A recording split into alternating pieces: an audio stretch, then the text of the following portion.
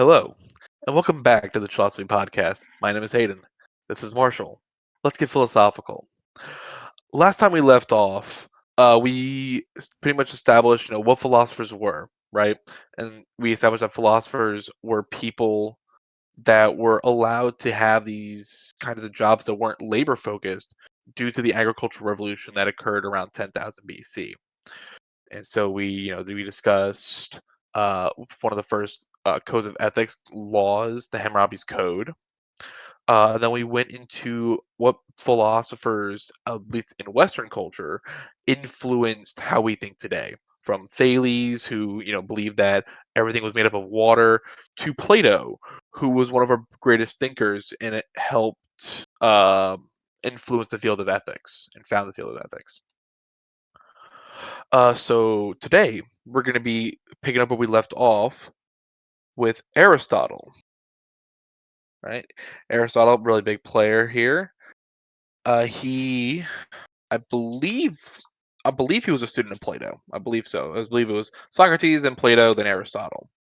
Aristotle lived from 384 to 322 AD.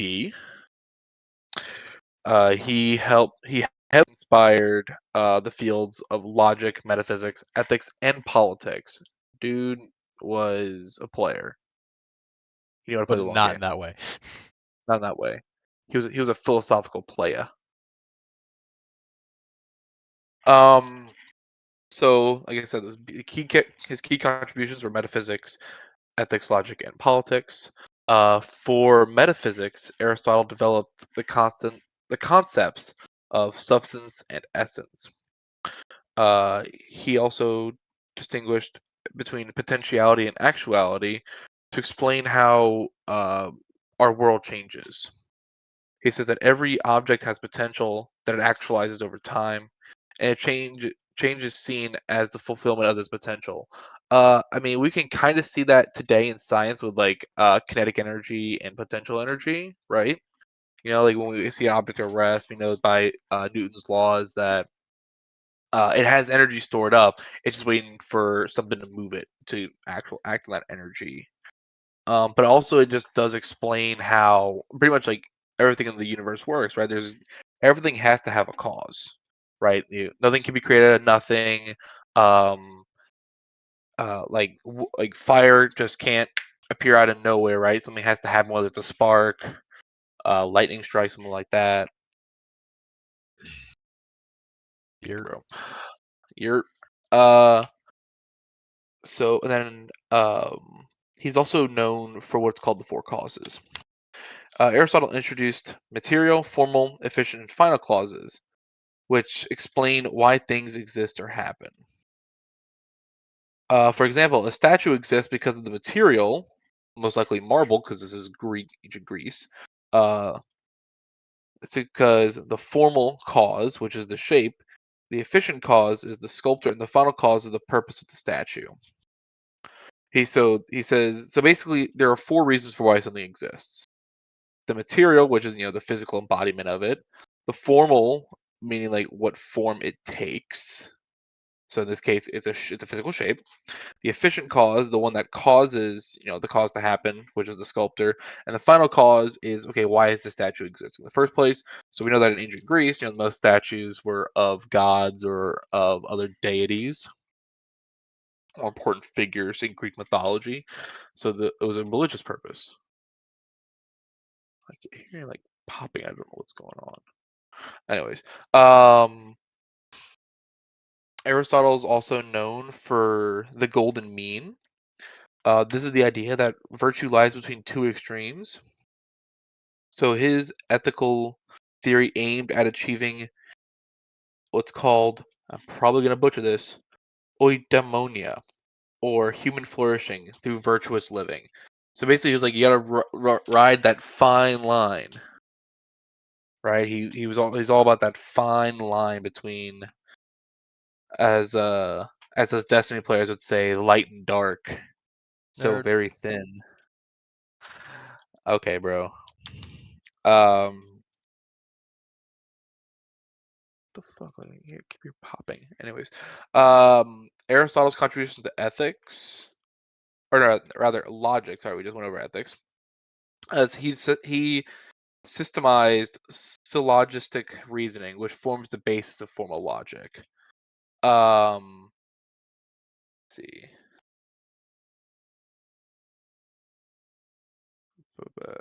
Got anything to add, buddy? Not yet. Nothing that isn't Uh, for so professional. right. Well, syllogistic reasoning or syllogism is a kind of logical argument that applies deductive reasoning to arrive at a conclusion. So, with syllogism, you're basically going to be looking at something and using your five senses to tell you what it is. So, like, for example, an apple is a fruit. Nutritionally, all fruit is good. Therefore, apples being fruit is good, right? So this gets like it's a very simple line Or of logic that can knife. also be a slippery slope. Knife sharp Or what? because when me touch knife, get cut. Like it's basically like the monkey mode explanation of things. Yeah, yeah. That's a very good way to put it. It is monkey mode explanation of the universe. Very simplistic, but also it has a lot that has a lot of flaws because there's a lot of things about like life and like science that you can't just see, right? It's like otherwise, um, radiation would be something that you can't really ever technically argue to be true if you're using that because it's invisible. You can't see it, you can't feel it, you can't smell it, you can't taste it. It's there. Um, so it does fail in some ways, but in very simplistic arguments, it does have its place. But you can kind of like relatively quickly, dependent on the subject, kind of reach the bounds of its like usability. Yeah, no, like this is something that it's used for like the very simplest arguments. I mean, in a way, it's similar to like Occam's razor. Like the most simplest thing is probably the answer, right? Yeah. But like, at the same time, Occam's razor is very situational, same as syllogistic reasoning. Uh, Moving on to Aristotle's work in politics, he basically classified three ideal forms of government: a monarchy, uh, aristocracy, and polity. And then there was three corrupt counterparts, which is tyranny, oligarchy, and democracy. Which is interesting that he says polity and democracy are corrupt counterparts. What do you think he means by that? Marshall, what do you think he means I by that? I'm not sure like the oligarchy makes sense because it's, just money, right? Um, but maybe kind of a lot of them kind of have this view of like the people don't really know stuff. Like we were talking about leaders in the last episode and how I forgot exactly what it was saying that like only philosophers should be leaders because they have education. It might be something similar to that, where it's be the only reason that they are kind of seen as like, oh, these would be the best people to do this is because um, they have education or something like that, where some other people might not have that, so it might be seen as a kind of a safer thing to um, have those people be in charge compared to like the mass majority. I can see that. I can see that. Um, so essentially, polity is what Aristotle describes is the mix between an oligarchy and democracy. It's like that really fine line back to the golden mean. And essentially, a polity is like as a form of government where the rich and poor respect each other's inalienable rights, essentially. Yeah. So I guess what he means by democracy being the corrupt counterpart of polity is that in a way democracy can be uprooted very easily in the sense that, all it takes is one charismatic leader to come up, get voted in, and then use the system to basically bastardize it, corrupt it, which is essentially what happened in Nazi Germany, right? Hitler, he used the chancellorship. He got the votes he needed. He won the chancellorship democratically, might I add. Um, and then he bastardized it. He used the emergency powers like freaking Chancellor Palpatine from Star Wars and assumed authoritative power in not in instituted the Third Reich. That's Right. I think fair. That's a good way right. of looking at it. Right. So in other words, it's like a polity is a democracy where you would be like aware of the problems of democracy. I think is what it means. And then Aristotle. Unfortunately, his works, as well as a lot of the Greek philosophers that we just covered, were lost to the Western world, the of Europe at least, for a time, but were from arose back in the Middle Ages. He would end up influencing medieval scholars like Saint Thomas Aquinas or Thomas Aquinas for my Protestant brothers out there. He was also one of the key developers of scholasticism. Like And the he book fair? no, not like the book fair, buddy. I did miss those book fairs as a child. Alright. So uh next is Epicurus, lived from 341 to 270 AD. Epicurus founded Epicureanism. This is a philosophical system that emphasized the pursuit of pleasure. This is understood as the absence of pain and tranquility through simple living.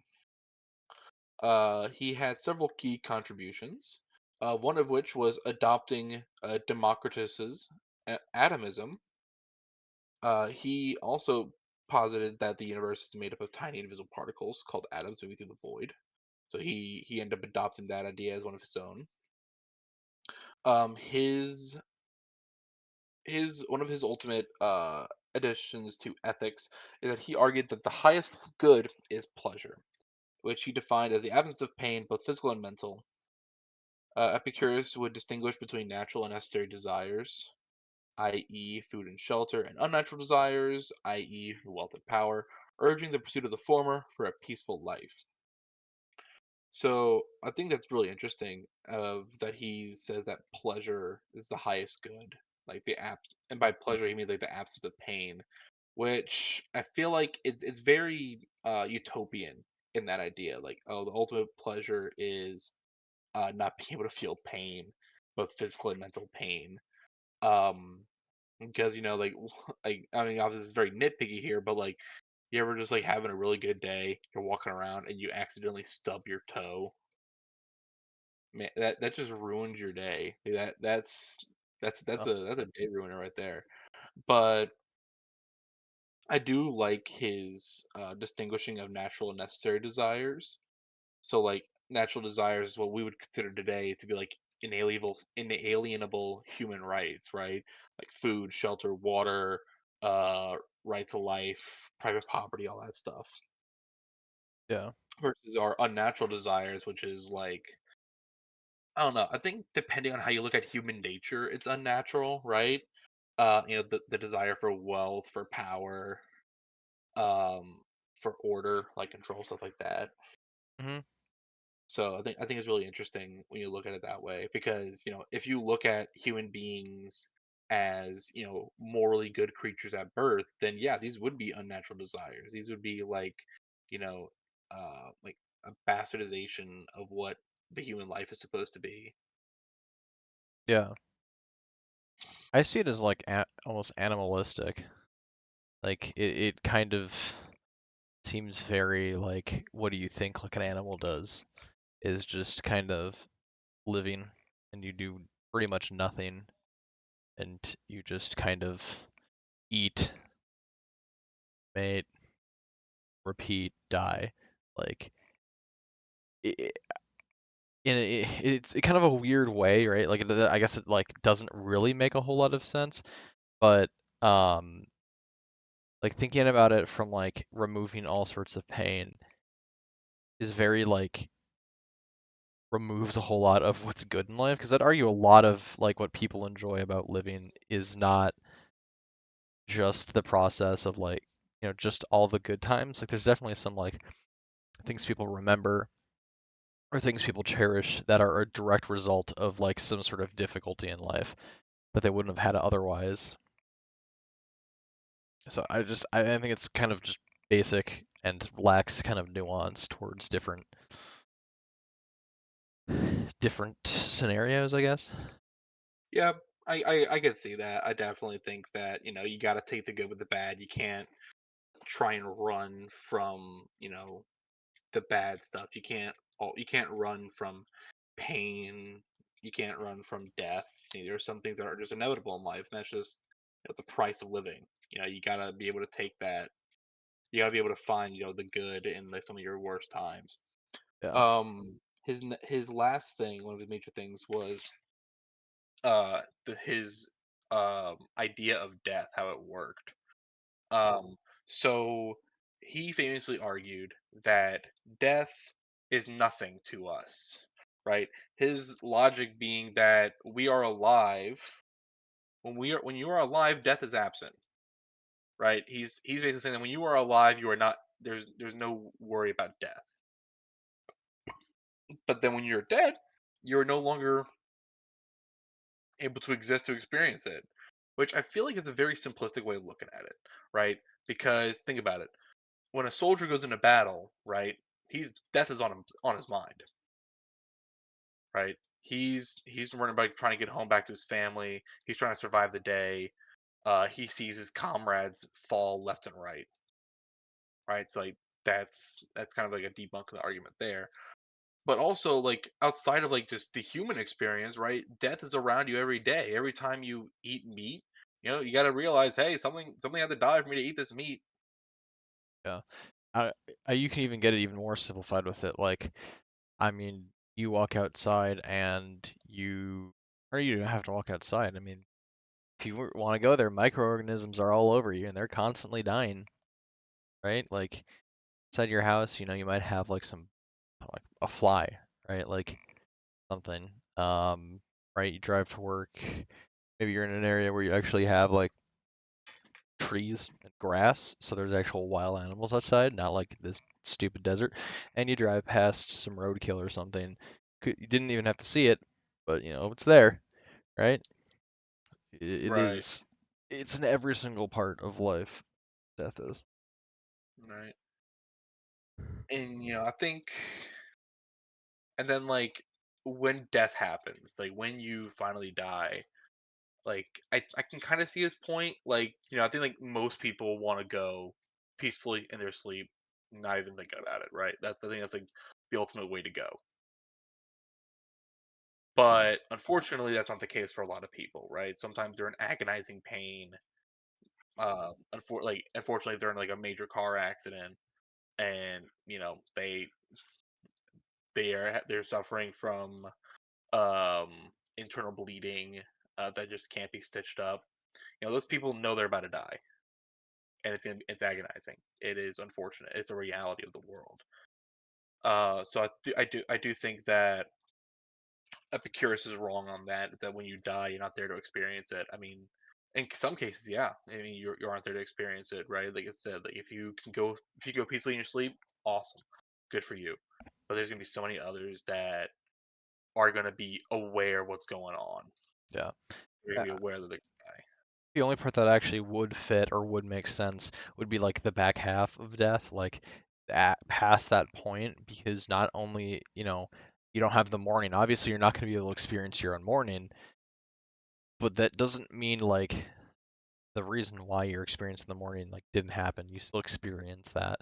Or even if you don't experience that because, yeah, or you die in your sleep or something, there is still that kind of reality where like even up to that point, you know, it's not like the process is like, you're perfectly healthy, you're perfectly fine, and then suddenly snap at your fingers, you're just nope. Or like that night you fall asleep and you just die, and it was like everything was perfect. You like can slowly start to see those pieces kind of come together and get worse and worse and worse until the point where it becomes less of a surprise.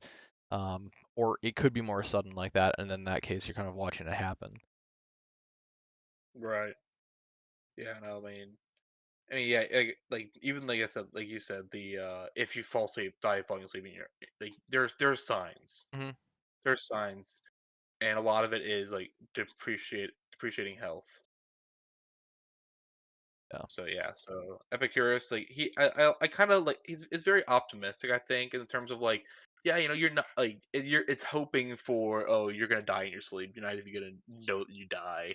yeah, But I think like I said, it's very optimistic. Just like his idea of all on like pleasure being the ultimate good. I think it's very optimistic. I agree. Yeah. So next we have Zeno of Citium. Zeno was the founder of Stoicism, the school of thought that emphasized living in accordance with nature, reason, and virtue while accepting things outside of one's control. So, in other words, like being a realist, I think is like a good way to summarize that. Is like you're being a realist. Uh, so, in his ethical contributions to Stoicism, Stoics believe that the only true good is virtue, and that external circumstances like wealth, health, and social status are indifferent. Right? So they believe that no matter what your status, you can always do something good. You can always be virtuous. You know. So like if you're a poor person, someone who's not well off, you can and you a lot of times, at least where I'm from, they'll gather in communities under bridges and all where it's somewhat safe, safe from weather and all that, and say, unfortunately, you come across a homeless child. you know I think to be a virtuous in that sense, you would sacrifice your own like nutritional well-being, and give the child extra food, or look Yeah, out for the child. That would be a ethical contribution, or a virtuous contribution that someone who's homeless could do. Not saying that they all have to do that, but like if if they are someone that's trying to get out of that, that is not addicted to drugs, that they've fallen on hard times, and they're trying to get back on their feet. I think that someone who is virtuous would, see that and want to try and make their lives easier, make their lives better. yeah. I I think you could even kind of like say like broaden that a little bit over or not what am I doing? Uh with virtuous, like a lot of the times you can see kind of your poor economic status, like homeless person type example would be like they have a pet, they usually feed the pet first. Yeah. Um, Something like that. Like that's not something that some people will really think of doing. Um, but somebody in that position might. And interesting, interesting and very kind of cool thing to see is that no matter what, like people will be willing to do that because it's the right thing to do. Right. Yeah, no. That's very much true. Like I think a lot of times homeless people can be like some of the most caring people in the world. At least the ones that are, I would say, I wouldn't want to say they're still sane, but they still have a peace of mind that they, they still view themselves as a person with dignity. I should say that, a person with dignity, right? Because I mean, there's some people, most people out there that they do not care, right? Like I used to deliver beer uh, for the city, and I saw some of the most horrible stuff in regards to like the homeless population. Right, there are some people that didn't care so much that they literally dropped their pants and defecated on the sidewalk in like some of the busiest parts of the city, and like that's crazy. You don't. I don't think I would ever get to that point. I would never want to get to that point. I feel bad for someone who gets to that point. Yeah. So, the logic or the logos behind Stoicism taught that the universe is governed by the rational principle, the logos, and that by aligning oneself with the rational order, one could achieve inner peace. So I kind of like this. It's basically arguing that there's like some sort of logical order to things, right? That there's something in the universe that tells you, hey, this is wrong, this is right. Logically, this has to be true, all that kind of stuff. There's a logical principle to the universe, which in a way I believe to be true, right? Like, you know, obviously, like we established last episode, these philosophy back then was philosophy, science, all like the humanities all tied into one, Yeah. right? So like, but as technically as scientists, they didn't have the means to really test their theories, right? But now we know that there is like an order to the universe. We know that there's atoms. We know that there are things smaller than atoms, right? The subatomic particles. We know that about the cells in our bodies that make up our body, that make up our forms, right? So I think that it's one of those things where again, it's one of those things where they didn't know, they knew what they were talking about, but they had no proof, right? Yeah. It was like it was a belief, it was a faith back then, like where a lot of these things are. Yeah, I agree. Um, and lastly, Zeno taught that happiness comes from focusing on what you can control, your own actions and judgments, something what you cannot control, which is the external events around your life. Which I feel like that it's a double-edged blade with that, right? I think it definitely depends on what kind of government you live in. If what happens around you matters, right? And like you can affect that change. So, in terms of like if you live in a monarchy, yeah, just focus on what you can do, right? Because I mean, like you're living in a monarchy, the king or queen, they're the ones that are gonna have the absolute authority. Hell, even like the noblemen that the land that you're gonna be living on, they have authority over you. It's like it really makes no difference to try and like be to make a change in those kinds of scenarios, right? Because in the end of the day, it's just gonna get you in trouble. It's gonna get your family in trouble. It really there's no necessary element that shows that you say, oh yeah, no, I'm gonna stand up to the king. No, just focus on yourself. You'll be so much happier that way, because like it took literally hundreds, if not thousands of years for humanity to break the cycle of monarchies. Yeah. But then if you're living in a democracy, um I would say backtrack first. I would say the same goes if you're living under an authoritative regime. Just focus on what you can control. It's that same logic there. But if you live in a democracy where or a system that allows you some kind of voice or choice, I think there's an argument to be made for looking at the external events that happen around you, right? You know, when you vote, you're not just deciding on who's leading, but you're deciding on economic policy. You're deciding on um, foreign policy. You're deciding on what the future of your government's going to look like. You're deciding on much more than just who the face of the country is, but what policies are going to be moving forward, Yeah. right? And that affects everything you live in, which is why I believe it is important for everyone to vote. The right to vote is an important right, right? Like it's not something to just be thrown away because you don't like the two major candidates. I understand and respect the people that vote third party is to say like, yeah, I don't like either candidate. Like that's their way of saying it, and like it's valid. I personally see that as throwing your vote away Yeah. because you're not as of right now you're not enacting change that way, right? Yeah. Like there's no way that you're gonna somehow convince a majority, in this case America. You're not going to convince the majority of Americans to vote third party by throwing away your vote, right? And it's a systemic issue that needs to be fixed by using the system. It's like in a democracy in a setting like that, everybody has not just like the ability or the ability to make change, but like I would say the moral obligation to make change where you feel necessary and to be involved in that, because not only like are you that that decision to do something like that benefits everybody, so the lack of that doing that decision would also potentially harm everybody as well. Right, exactly, right. So you could look at it from Especially, like kind of a greatest happiness principle type of a thing, and you know, contributing contributing increases happiness, and not contributing could decrease or increase the inverse of happiness. oh yeah, I completely agree. Um, you know, I think it okay, then outside of government, right? I think it is a good idea to just focus on yourself, focus on what you can control, right?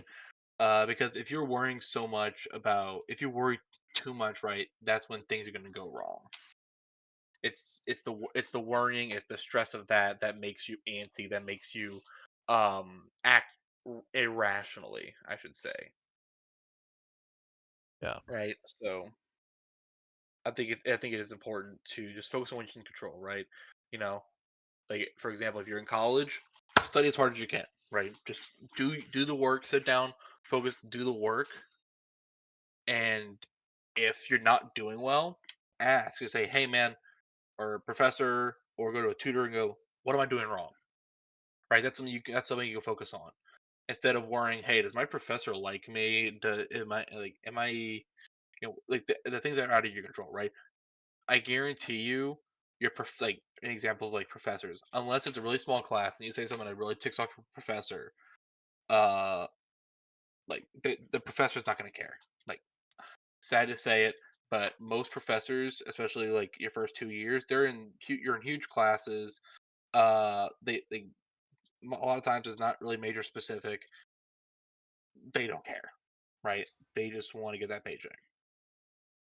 I also think like if you kind of use that mentality of like focusing on what you can control, it can also kind of by you doing that and making sure you're doing the best you can or whatever, like in school or like at a job or something.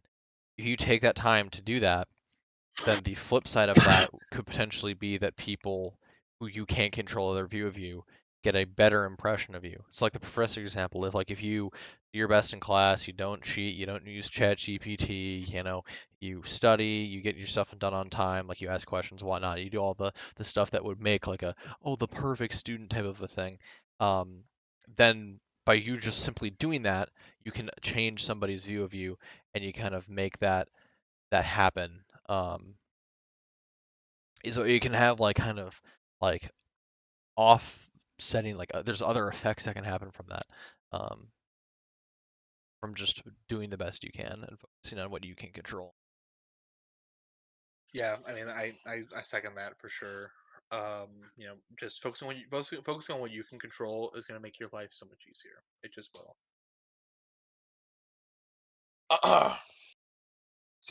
Stoicism would end up becoming one of the most influential philosophies of the Roman Empire. Shocker, I know. With later Stoics like Seneca, Epictetus, and Marcus Aurelius. Ooh, that's one I didn't know that Marcus Aurelius was a Stoic, but that also makes sense. Contributing significantly to the development of this philosophy. It would also end up influencing modern thinkers that we're going to talk about, like Immanuel Kant and Friedrich Nietzsche, which does Yeah, not surprise God, yeah. me. All right. So that is the last of our uh that oh, you know what? I made a mistake. Going back Oh from no. Aristotle to Zeno. These were BC, not AD. I said 80. These were BC era philosophers. This next man, a great man, is our first philosopher in AD in Anno Domini. Uh, Rene Descartes. Lived Yay, from Descartes before the horse. 1650. The Descartes before the horse. Um, Rene Descartes is often called the father of modern philosophy. He's developed rationalism and challenged the scholastic traditions of the Middle Ages. So something to understand about our medieval philosophers as well as our philosophers going maybe until about I should say about like 14th, 15th, even 16th century. A lot of these people were highly religious, right? This was due to the nature of education at the time, with the Catholic Church being a predominant force in the field of education. They were one of the first groups to establish universities, and so there obviously was a very, it was a very theologic centric component there in terms of the education.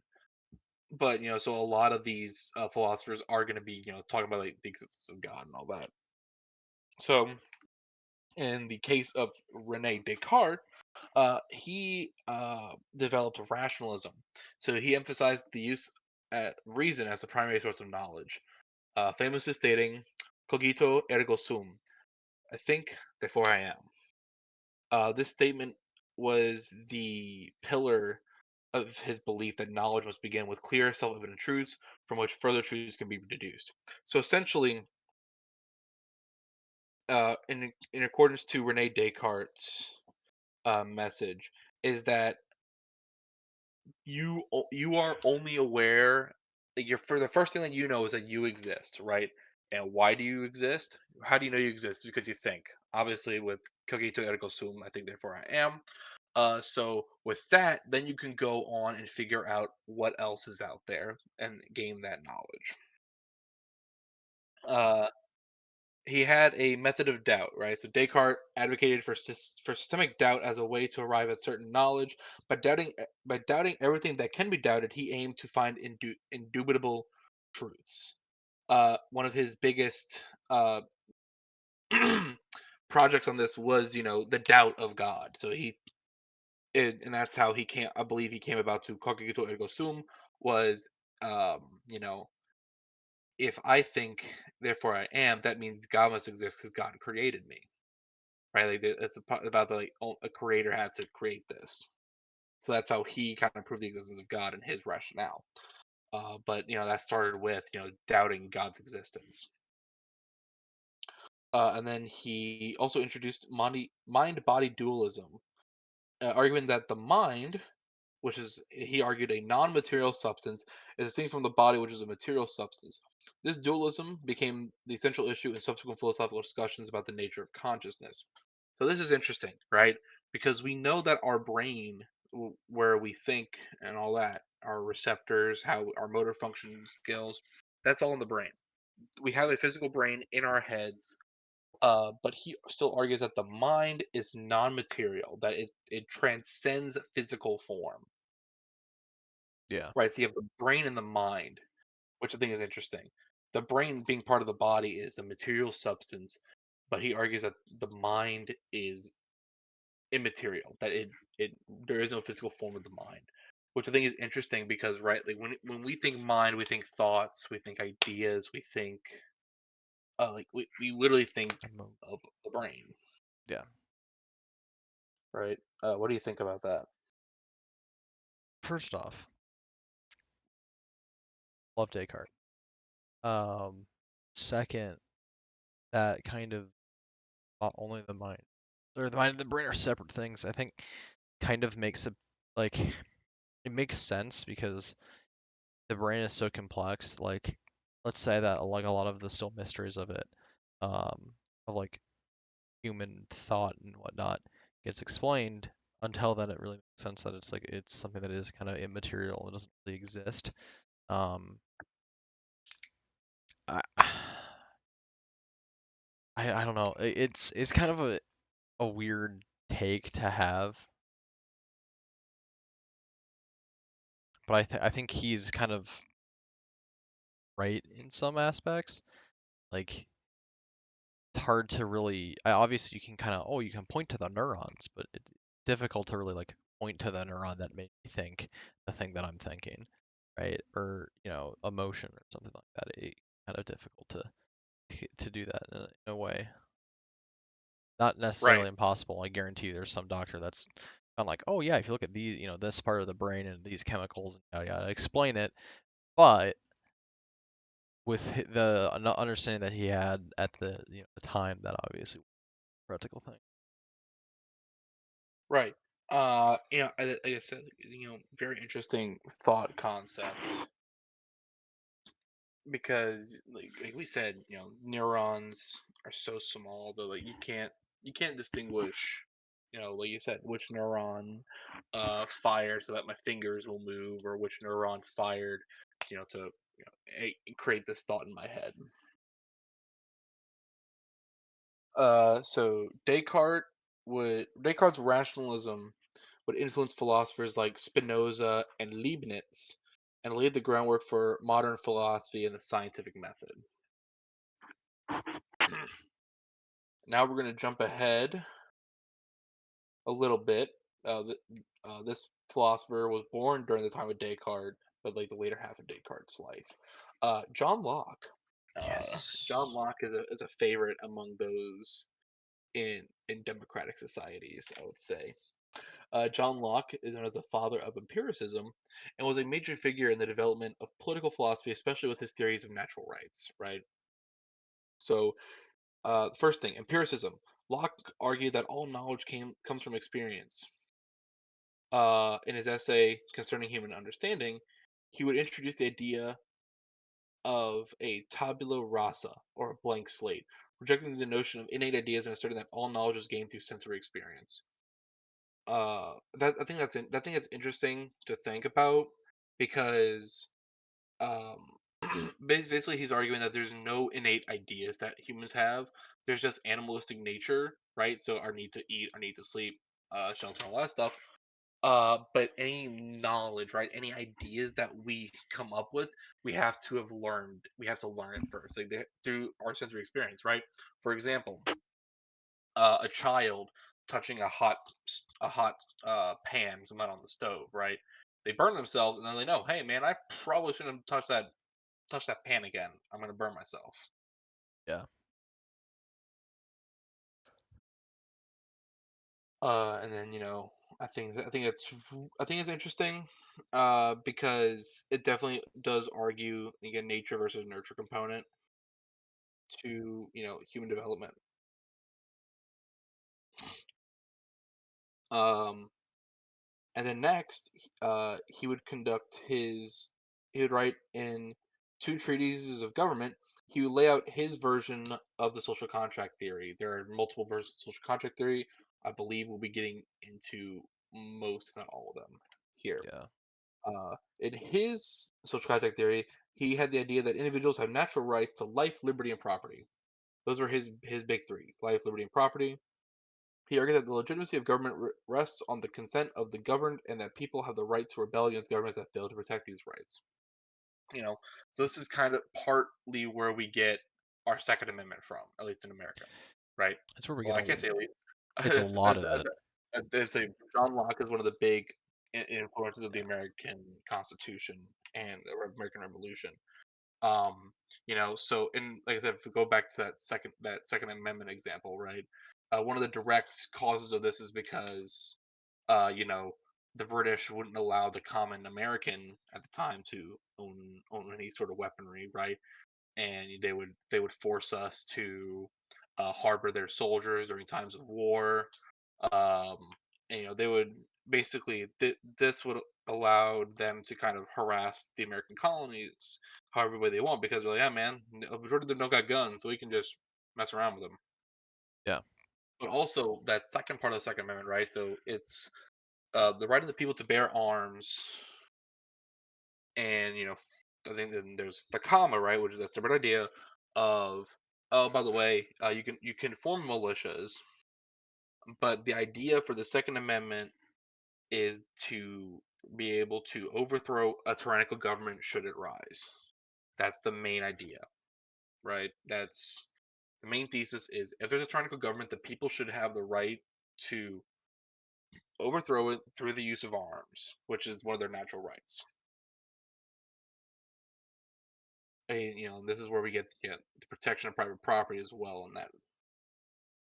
Yeah. Locke's interesting. It's super cool to kind of read Locke understanding how much of an influence that he had on American kind of, I don't want to say politics, but like the American Constitution. A lot of his stuff is very like I think one of the biggest parts of American culture is a very large sense of individualism. Um, and I think Locke kind of what Locke wrote contributed a little bit to this sense because a lot of people see kind of the life, you know, liberty, all that stuff, like all the guarantees, essentially, I'll just call them that, right? And see that as something that they have to themselves, and it's to like an individual person. Obviously, it is to an individual person, but I think a lot of people kind of take that and kind of run, and it can somewhat cause a bit of like preschool type like fighting, like no, this is my toy, this is my thing, right? Cause and you get a little bit defensive, because then anytime someone is trying to like um, restrict something, like moderate something, it can be seen as an attack on those like guarantees or promises instead of being something else, which could be potentially much more innocent in nature. Right. Yeah, I think it is very important to think about. So Locke's ideas were one of the foundational like sets for the Enlightenment. He had influenced thinkers like Jean-Jacques Rousseau and Thomas Jefferson, and his philosophy would directly influence the American and French revolutions. So next, we're going to be jumping over to Immanuel Kant. Immanuel Kant would revolutionize philosophy by attempting to bridge the gap between rationalism and empiricism, profoundly shaping modern thought. So Immanuel Kant lived from 1724 to 1804 AD. He founded epistemology. In his critique of pure reason, Kant argued that while all knowledge begins with experience, the mind actively shapes that experience using innate categories like time, space, and causality. He introduced a distinction between the phenomenal world, which is the world as we experience it, and the noumenal world, the world as it is in itself. Yeah. So I think that's interesting. Dividing the world into two, right? With the world as it is versus the world as we experience it. Which because I think it's the same as it's the same as when we use Fahrenheit and Celsius to measure temperature, right? Yeah. Celsius is measuring temperature from the perspective of how water perceives temperature, whereas Fahrenheit is the experience of how humans Yes. experience it. Which is why our European brethren are incorrect when using Celsius for weather, because it's not water that's feeling the temperature, right? We're not telling the weather to the water, right? You're not going to the lake and go, hey man, it's going to be 30 degrees Celsius today. Better pack your swim trunks. Yeah. It's dude, it's gonna be 110 freaking degrees. Prepare your sunblock. Yeah, I've heard all of the like imperial measurements said as they are percents of what they're supposed to be representing. So like in that example, a temperature is by how hot something is. So like 0 degrees is 0 degrees hot. Um and then 70 degrees is 70% hot, and 100 degrees is 100% hot, and then anything above that is just, absurd or whatever. And if you kind of look at it like that, not only is it a more kind of humorous way of explaining how Fahrenheit is what humans perceive, but it's also like it kind of puts it more in perspective because like the biggest issue with Celsius, in my opinion, is that like the difference between like 10 degrees is so huge, and you can kind of end up losing a little bit of that context when you're just looking at it from like this is actually like a huge difference compared to being able to have much more of a granular view with something like Fahrenheit, where you know, that would difference would be like 20, 30 degrees. Right. But there's anyway, not the most relevant temperature rant, but a bit of a temperature rant or measurement rant It's rather. it's fair. It's fair because our measurements are just superior. I'm just saying. Ex- except for everything that isn't temperature. Temperature is the only valid imperial measurement, I would argue. Everything else should be the metric system. I do not understand. Are you saying that when yards exist, which is basically just the metric system with extra steps? Because yards are freaking stupid. Yards are not stupid. 100 Okay. yards is about 100 meters. Okay, buddy. Copacetic. So Kant, I will co-concede. Kant also developed deontological ethics. His Yeah, ethics were dude. based on the categorical imperative, which is a principle that demands actions must be universally applicable. He believed that moral actions are those that can be universally willed without contradiction, and that individuals should always be treated as ends in themselves, not ends to it, and not as means to an end. Um, so basically, that, in other words, that I don't know.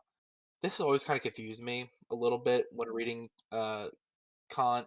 The categorical imperative always kind of confused me. It's like, okay, it has to, the actions must be universally applicable.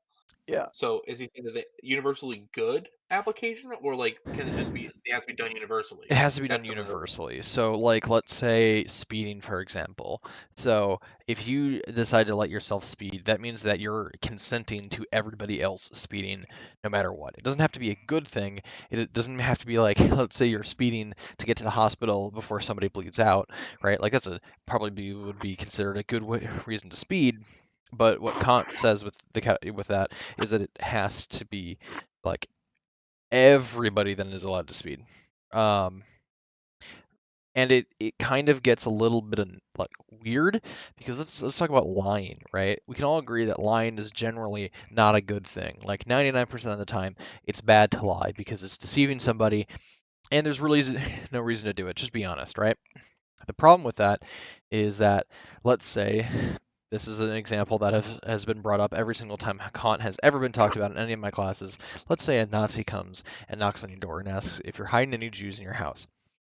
But hey, lying's bad, right? So you should say it. But then the Jews are going to get captured and most likely killed. So, in that case, what do you do? Kant kind of gets around this, or people who study Kant kind of get around this by saying that you don't directly have to answer the question. You can kind of deflect and get around it, or you can answer the question not lying, but without revealing the truth necessarily. So it's weird. It's why for a very long time I disliked Kant because it just doesn't really make a whole lot of sense from just kind of reading what it's supposed to be. But it's essentially just like you can't have rules for thee and not for me, right? Type of a thing. Um, right. if you allow yourself to do something, then you're consenting that everybody else can do that thing too. Interesting. Interesting. So okay, that's definitely something interesting to think about, right? Because I feel like ethics is something that cannot be universal. I would argue that ethics is not universal Yeah. because think about it. So I'm not a big fan of moral relativism, but there is some points to it, right? So think about it this. In terms of, lifestyles, right? Someone in someone who is living in the plains of Africa is going to think ethically different from someone living in suburban Los Angeles, in Los Angeles suburbs, right? So like what someone in Los Angeles would deem unethical, right, killing an animal, someone in Africa might see as self defense because it could be a lion trying to eat your damn child. I mean, obviously, it's a very extreme situation, right? But ethics is different for everybody based on their experience. I would argue, right? And that the government's job is to be as close to close to like perfect ethics as possible. I would argue. I don't know how to really describe it. Not like perfect ethics, but like they are striving for like the middle ground of ethics for everyone. Yeah. Versus, because if I go into court saying, "Your Honor, I'm sorry for speeding. I was doing this, and that justifies me speeding," then anyone can go in there and go, "Sorry, man. I'm sorry I murdered that kid, man. That kid really aggravated me. You should let me off." Like it can't work that way. I So while I think everyone has like their own personal ethics that they abide by, or even I would say like regional or like community ethics, the government's job would probably be like the categorical imperative, right? Using the categorical imperative to be like, okay, what can we and can we not allow? yeah, I see it as kind of like a baseline. Obviously, there's going to be some things that just don't really work, um, or like things you don't really want to have happen. Um, but like the whole idea of having like, oh, the universal like ethics doesn't really work. It's kind of determining behavior. So the whole intention of it, I don't disagree with you. Just to say, like, I don't disagree with you. It is something where you can't just have like this is ethical, because then you could say like a vegan could like, oh, it's unethical to eat an animal, and then it's just like, you know, if it was, then it can be kind of weird. Anyway, um, I lost my train of thought. But the point that Kant has here is that generally people should not do something that they aren't willing to let other people do. So, like murder, I don't think that there's going to be a huge difference in the view of murder across different societies. I could be wrong, but I think a lot of people are going to generally agree that murder is bad and shouldn't happen. And I think that's kind of where Kant's view of it was. Additionally, um, at the time Kant lived, not a whole lot of mixing of cultures. But I think once you get down to those nuances of difference in culture and how it applies to ethics, it kind of becomes like a little bit, I don't want to say not relevant, but that subjectivism kind of can just fix itself, um, instead of just like having it be an actual problem. Like I remembered my train of thought with the whole vegan thing. Kant isn't saying that like if a vegan says it's unethical to eat meat, then it becomes unethical to eat meat across a broad scale, because it's based on only if you choose to do something and not if you choose to not do something. Um, yeah. Right. No, yeah, you have a point there.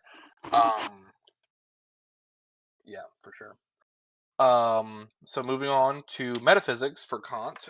Kant sought to reconcile rationalism and empiricism by arguing that certain concepts, for example, space and time, are a priori structure of human cognition necessary for making sense of sensory experience. So in other words, a priori or like an innate sort of like category, right? So in our minds, there's this idea like the mind palace where you organize your thoughts into like a palace or a house and all that, and that's how you like organize your thoughts. This is kind of like like I guess like a precursor to that would be the priori, which I think is interesting. Uh, and it kind of makes sense, because like when I'm in like for example when I'm in Star Wars mode, I can name a bunch of characters, name a bunch of battles, this and that. When I'm in school or history, right? That's when I'm in history mode, and so like my history stuff's at the forefront of my mind. But I wouldn't say that the mind is organized. I would argue that the mind cannot be organized, right? Because it's not a physical thing, right? I would say organization is like a physical thing. Like it has to be a physical embodiment for it to be organized, right? Like your desk is organized, your bookshelf is organized, your room is organized.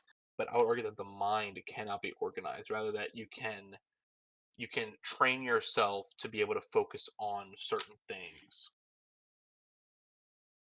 See, that's an interesting point. I would say that it's the opposite. You can organize it because by like you were saying like having different modes of your brain, you say that like if you were an unorganized mind, right? That if you're talking about history, you start suddenly talking about like Darth Plagueis, the wise in the middle of it would be kind of a thing to look at if you have an unorganized mind. But by, kind of making boxes that each thing kind of fits in, even though it's not a physical thing, it is kind of organized in a sense that it is organized chaos. Um, each thing has its spot, but once it's inside that box, it kind of just goes everywhere. Right. Right. I get I get what you're going from there. Um, I would argue that it's less about like organizing the mind versus disciplining the mind. It's a discipline, right? Is, It's or, it's the ability to remain focused. is I think organization a discipline, right? It I would could argue organization's a skill. Organization's a skill. Discipline's a skill, but they're two different skills. Organization requires discipline. Discipline does not inherently require organization.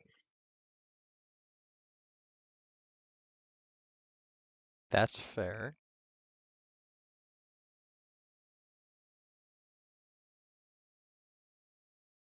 Yeah, I still think that like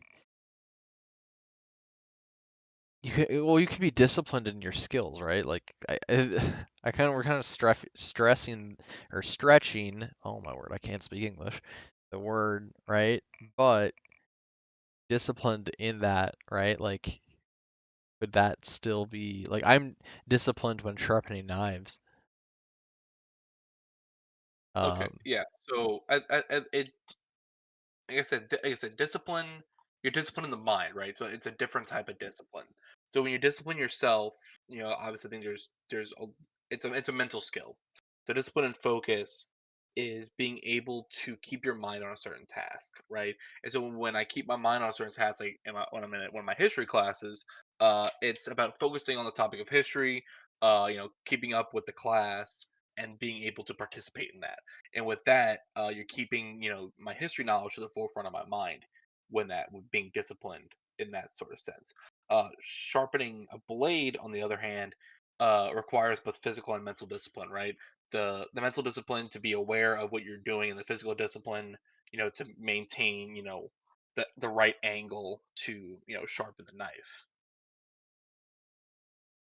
yeah, Versus organization is a different skill entirely, but that still does require discipline because you have to be focused on organization, right? You can't be organized and not be disciplined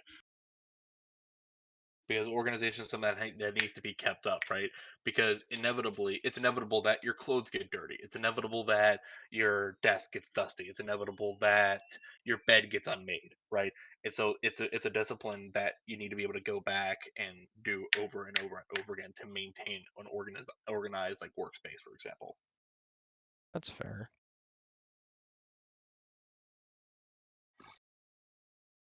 Yeah. I guess, but I do think it's a very interesting way to look at it. I just disagree with it.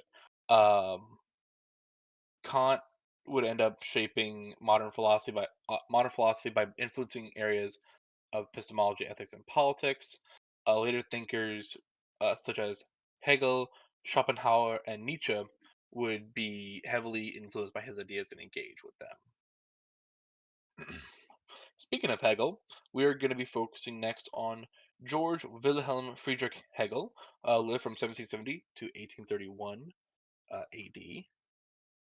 He is known for his complex philosophical system known as absolute idealism, and he would introduce the dialectical method, profoundly influencing modern philosophy, politics, and history.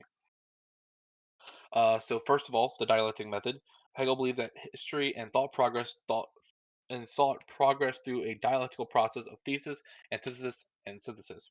So each stage of history or thought involves a conflict between two opposing ideas, which are eventually reconciled in a higher synthesis. Absolute idealism. Hegel would posit that all of reality is the unfolding of an absolute spirit or mind, and he saw history as the process by which the absolute comes to self-realization through human thought and action. And lastly, phenomenology. Phenomenology.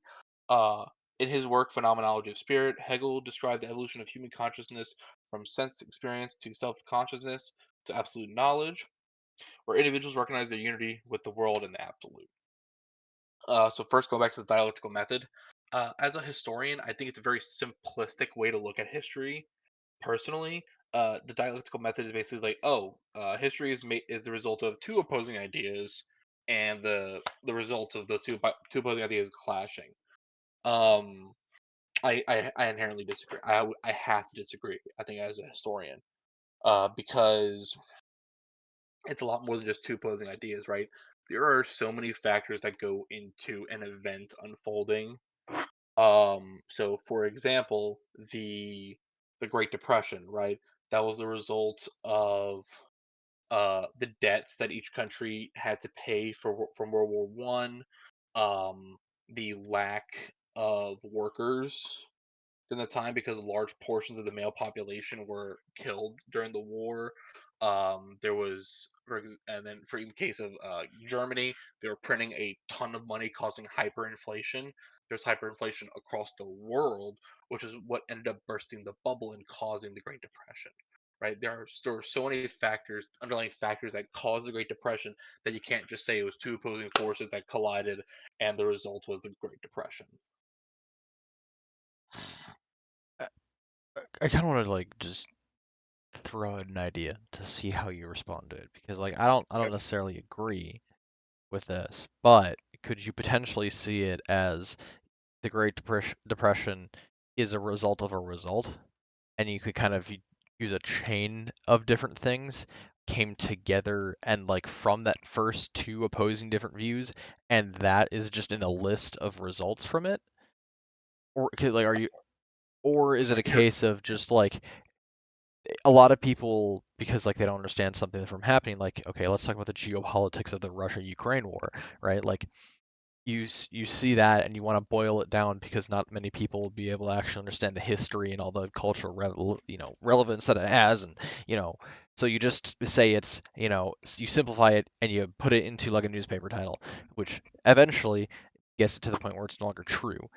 So you have two different ways of viewing that concept of it's two different things that are, yeah, it's two opposing forces creating something. Do you view it from the perspective of this is overly simplified to the point where it's false, or do you see it as it's simply just, you know, you go down the line and it's just a part of the results from like an earlier disagreement?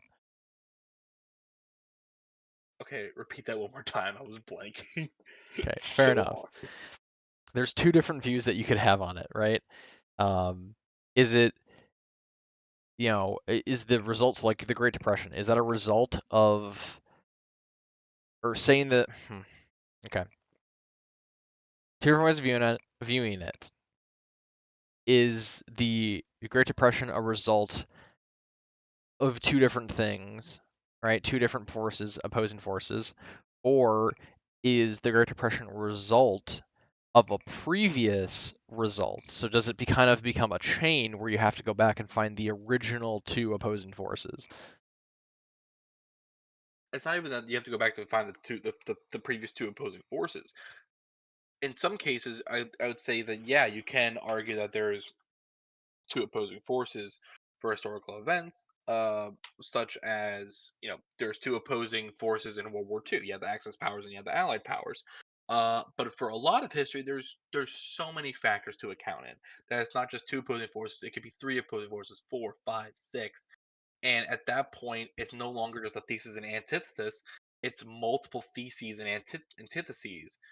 But I feel that in a way, in terms of the dialectical method, which Hegel subscribes to, and what he comes up with, it's a simplification of it. I think you can. It's useful for like elementary and middle school history, even high school history.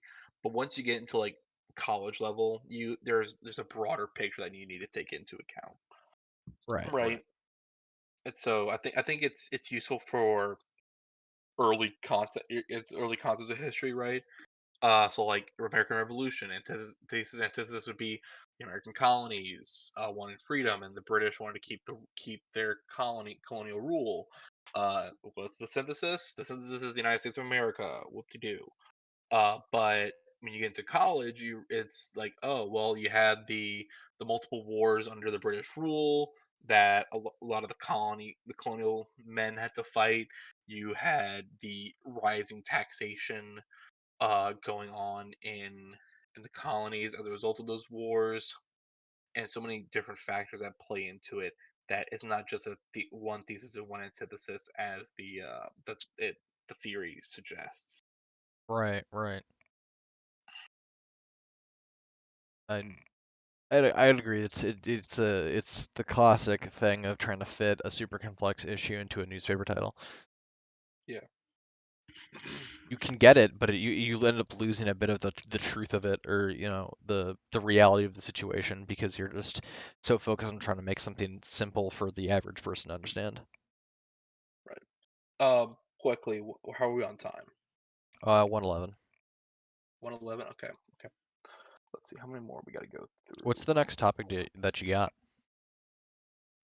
So just to close out on Hegel, um, his dialectical method would heavily influence Marxist theory, existentialism, and continental philosophy. His idea that reality is shaped by the unfolding ideas laid the groundwork for historicism and influenced philosophers like Karl Marx, Zoran Kierkegaard, and Friedrich Nietzsche. And next, we are going to be discussing Karl Marx Oh boy. and the theory of Marxism, which combines materialist philosophy with a focus on class struggle and revolutionary politics. I kind of have so okay. I kind of have an idea. Do we try to make that like one large episode? Because I know we had talked about doing stuff where we'd have like two different like our debates would be two different perspectives on it and it would be random rolled. Do you want to do that with Marxism? Oh yeah, no, I think that's gonna be like probably one of our first ones. Okay. Will probably be the debate of Marxism. So do we just include the introduction of Marxism in that? Because I think that would be very interesting to do. Because I I think know a little bit about Marxism. I don't know the greatest amount of about Marxism. It was briefly touched in my political philosophy class, which is honestly kind of shocking that it was only briefly touched, but that class was pretty obsessed with talking about gun rights the entire time, so we didn't like really get everywhere. we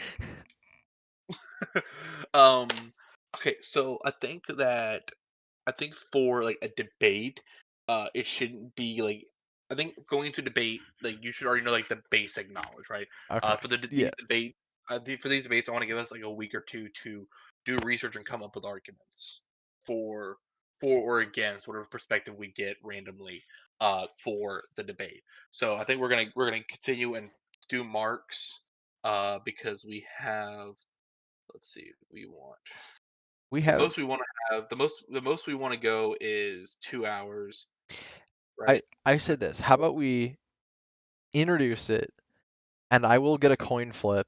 Or no, not even a coin flip. Um Well, I guess yeah, we could coin flip it. It would be good. And at the end of this episode, we have the decision of who's doing what.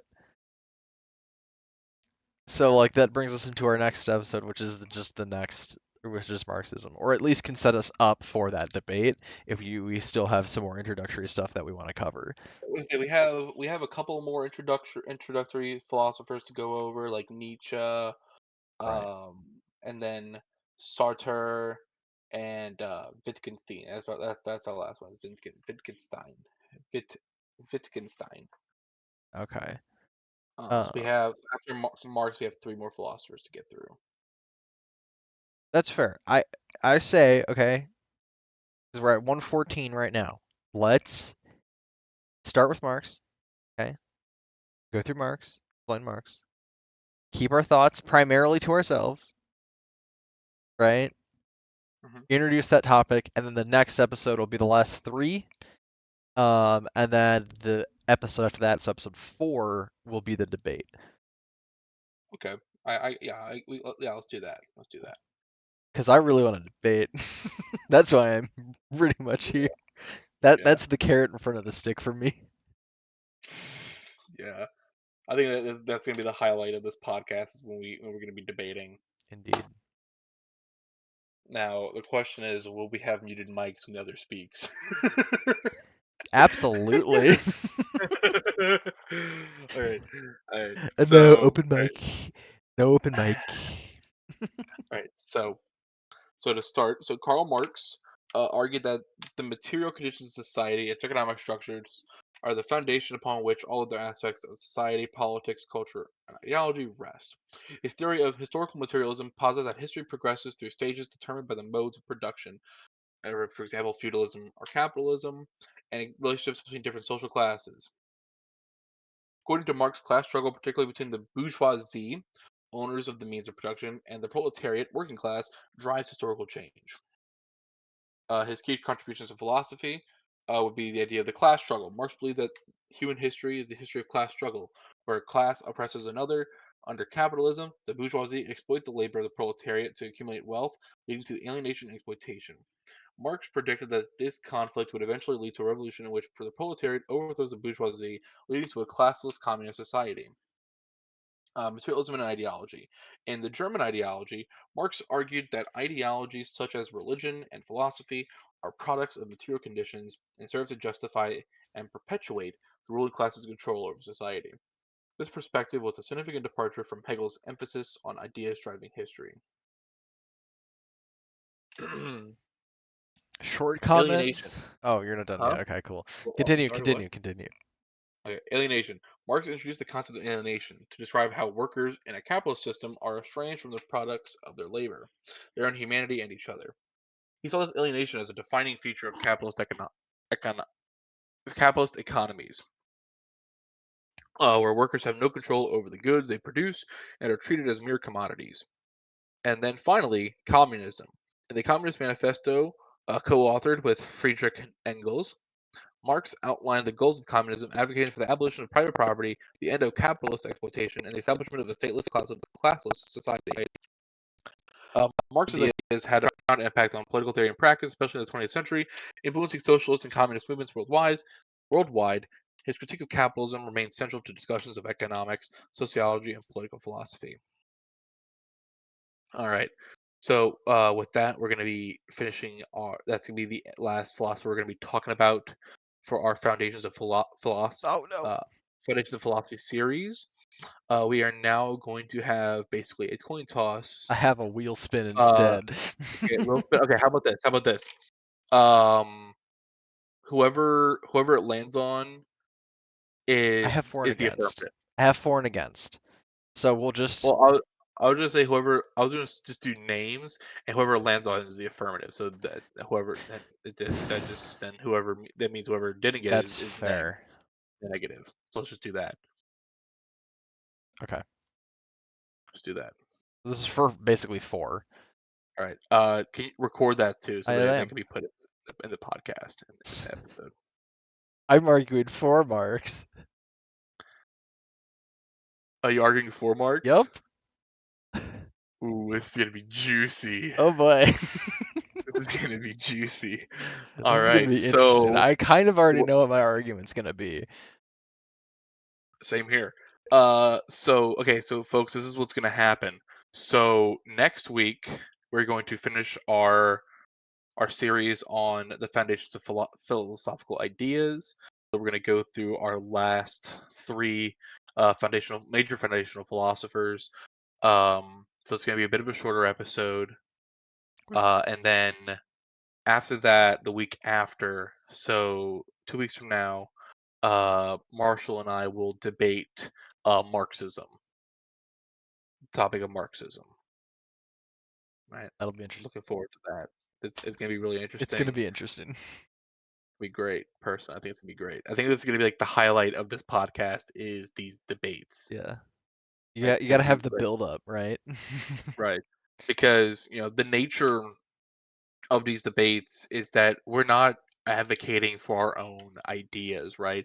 We want you as an audience to listen to these debates and come out with your own ideas, Yeah. right? We don't I don't want you to listen to me and think what I'm saying is my own ideas. I'm arguing I'm making arguments that fit with the like what would be like, for example, for Marxism, I'm going to be arguing for things like, okay, well, why does Marxism not work? Uh, does it not work?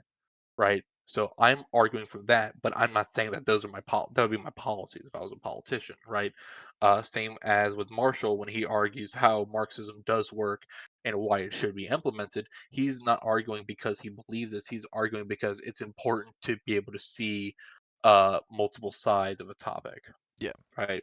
It's And so, independent from our own beliefs. Our right, biases, we're attempting to take them out so that we have the most objective sort of view on the topic, and we don't have like kind of a muddled like it's boring if we sit here and we think the exact same thing and we just agree on every single topic. So by doing this and making it so that it's random as well as like you're genuinely arguing for it or against it, it kind of allows topics to actually be discussed instead of just agreeing on the same thing. Yeah. All right. So thank you for listening.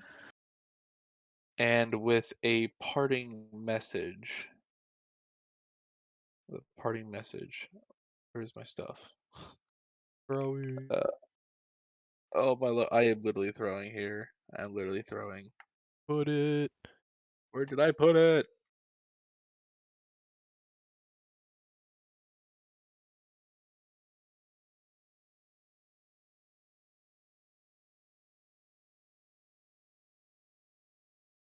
I would like to leave you with a parting quote. Uh, Scientia potentia est. Pursue knowledge. I think it's not the direct quote. I need to find that direct quote, but basically it's like pursue knowledge. Knowledge is the greatest form of power that there is. So yeah, so those are my parting words to y'all. Uh, hope to see y'all in the next episode. Goodbye.